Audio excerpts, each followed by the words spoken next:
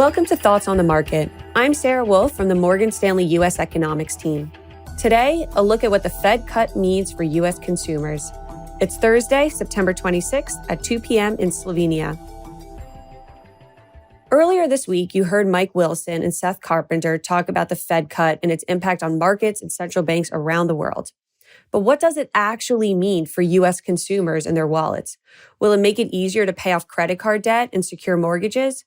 We explore these questions in this episode.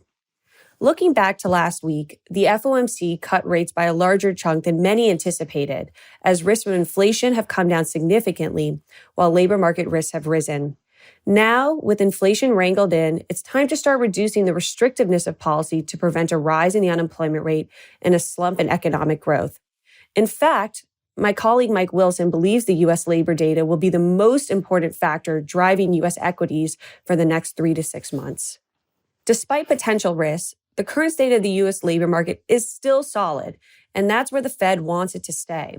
The health of the labor market, in my opinion, is best reflected in the health of consumer spending. If we look at this quarter, we're tracking over 3% growth in real consumption, which is a strong run rate for consumption by all measures. And if we look at how the whole year has been tracking, we've only seen a very modest slowdown in real consumer spending from 2.7% last year to 2.5% today. For a bit of perspective, if we go back to 2018 and 2019, when rates were much lower than they are today, and we had a tight labor market, consumption was running closer to 2 to 2.3%. So we could definitively say consumption's pretty solid today. What is most notable, however, is the slowdown in nominal consumption, which takes into account unit growth and pricing. This has slowed much more notably this year from 5.6% last year to 4.9% today. It's reflected by the significant progress we've seen in inflation this year across goods and services, despite solid unit growth, as reflected by stronger real consumer spending. Our U.S. economics team has been stressing that the fundamentals that drive consumption, which are labor income, wealth, and credit, would be cooler this year, but still support healthy spending.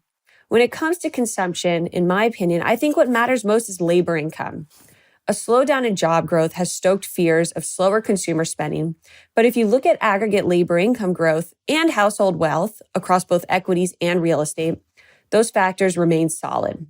So then we ask ourselves, what has driven more of the slowdown in consumer spending this past year? And with that, let's go back to interest rates. Rates have been high and credit conditions have been tight, undeniably restraining consumer spending.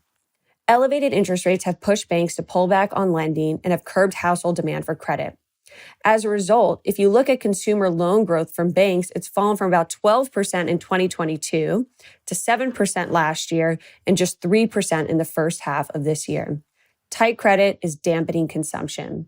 When interest rates are high, people buy less, especially on credit. And this is a key principle of monetary policy, and it's used to lower inflation. But it can have adverse effects. The brunt of the pain has been borne by the lowest income households, which rely heavily on revolving credit for basic spending needs and more easily max out on their credit limits and fall delinquent. As such, as the Fed begins to lower interest rates, the rates charged on consumer loan products have started to moderate. And with a lag, we expect credit conditions to ease up as well, allowing households across the income distribution to begin to access more credit.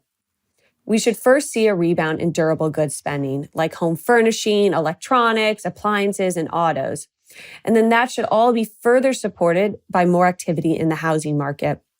While interest rates are on their way down, they're still relatively elevated, which means the rebound in consumption will take time. The good news, however, is that we do think we are moving through the bottom for durable goods consumption, with pricing for goods likely to stabilize next year and unit growth to pick back up. Thank you for listening.